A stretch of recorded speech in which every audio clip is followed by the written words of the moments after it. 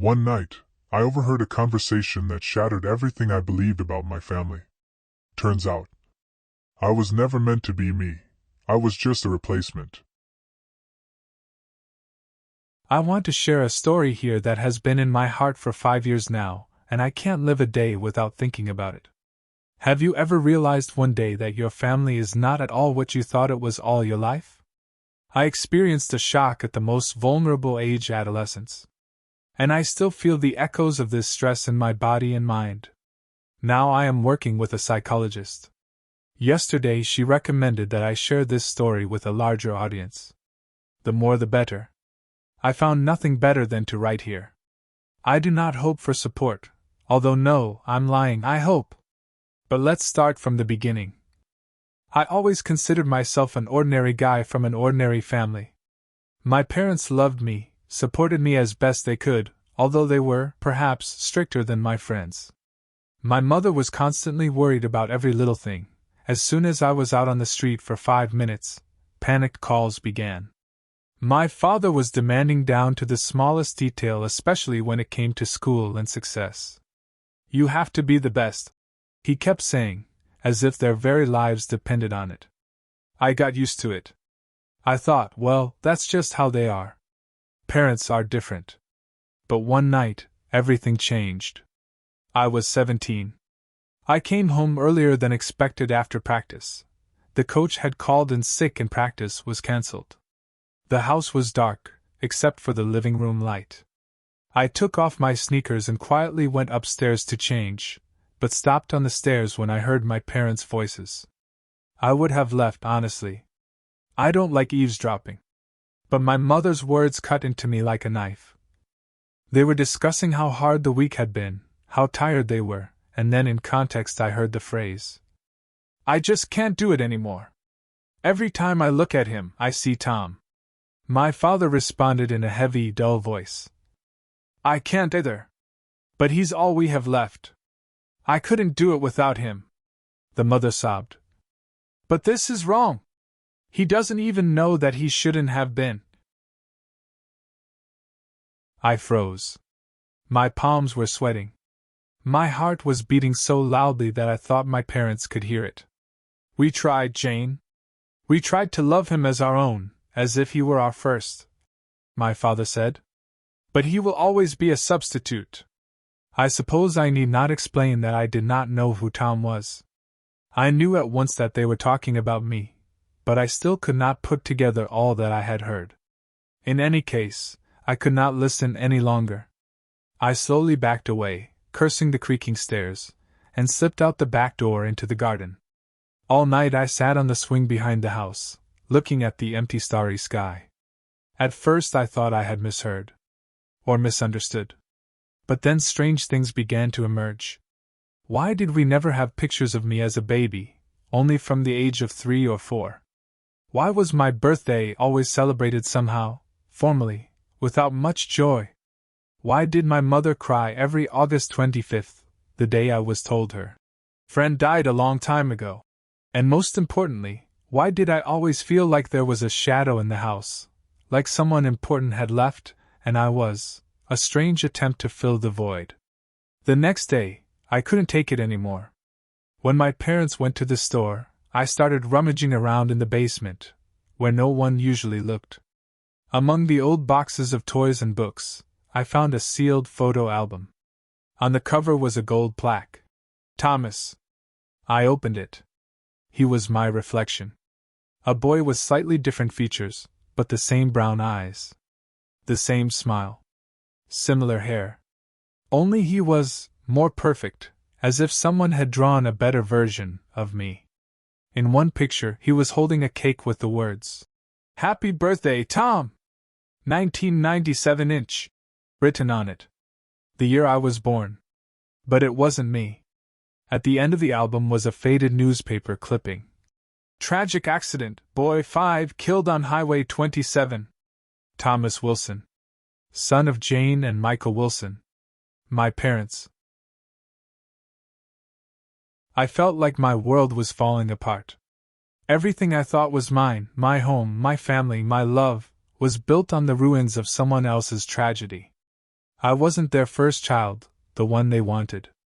I was their attempt to replace an irreparable loss. After that, I started noticing more. The way my mother sometimes called me, Tom, in her sleep. The way my father winced when I failed an exam or didn't live up to their expectations. The way their childhood room was stored in the attic, intact, frozen in time, perfectly clean, with a sign on the door that said, Tom's room. They didn't erase him. They just added me. I want you to understand, all these signs were there before, but I just didn't pay attention to them. But when this story came out, it all started appearing in my mind at once, as if it had been lying there, waiting for its time. I couldn't bring myself to talk to them for a long time.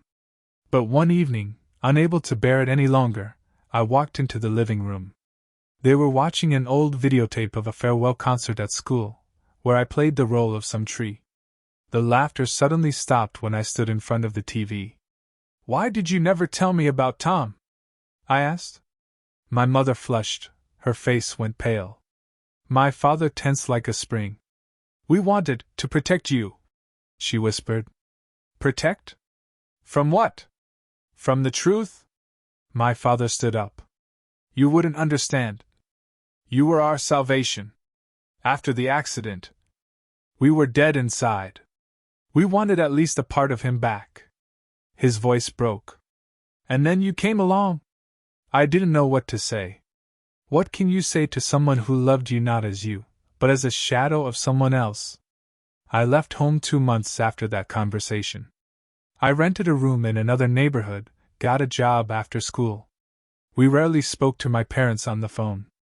They tried, they called, they wrote, they invited me to visit. But I couldn't. Every meeting reminded me that I was a substitute. That I was never the son they truly loved. A few years have passed. I went to college. Made friends, found my dream job. Built my life for the first time for myself, and not to fill the void in someone else's heart.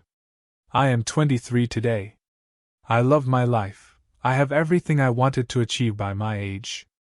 But my parents and I have not become closer in all this time. We communicate only by text messages on each other's birthdays. Recently, I received a letter from my mother. In the envelope was a photo of me as a baby. A real one. It turns out that they did take pictures, they just hid them, afraid to show them, afraid to lose them again. On the back was an inscription in trembling handwriting. You were not a replacement. You were our second chance at love. I stared at this photo for a long time. What should I say? How should I act? It was as if for the first time in all this time I felt sorry for them, and not for myself. Now I am still trying to figure out my feelings, but for the first time today I felt the desire to write a letter back. A second chance? What if the first one is still out there somewhere? What if the story I know isn't the whole truth? Since that day, I've often found myself wondering, maybe I should dig deeper? Maybe it's not that simple. Maybe there were more secrets that my parents hid? Sometimes I almost type, Thomas Wilson, accident, 1997, into Google. Other times I sit with my phone in my hand, ready to search for evidence, reports, even a grave. But something always stops me. What if I learn something I can't bear? What if it turns out that I'm not just a second son, but a stranger altogether? What if everything I thought was my life was fiction? I started working with a psychologist. We talk about boundaries, about choice. About the fact that I have the right not to know. And the right to know everything. But every morning I wake up with a question. Do I want the truth? Or am I content with living my life step by step, building it myself? Sometimes ignorance is not cowardice, but protection. Sometimes the most important thing is not the answers, but who you become by asking questions. So I'm not looking for them yet. But the folder with the newspaper clipping and the photo album are still in my drawer. I haven't thrown them away. Why would you cut out news from a newspaper? Who does that? Are we in the 19th century? I'm angry and sad at the same time. I don't see any results from going to a psychologist yet. Although, I don't even know what result I want. Apparently, this situation has destroyed me more than I could have thought. Now I'm just waiting. When I'm ready. But for what?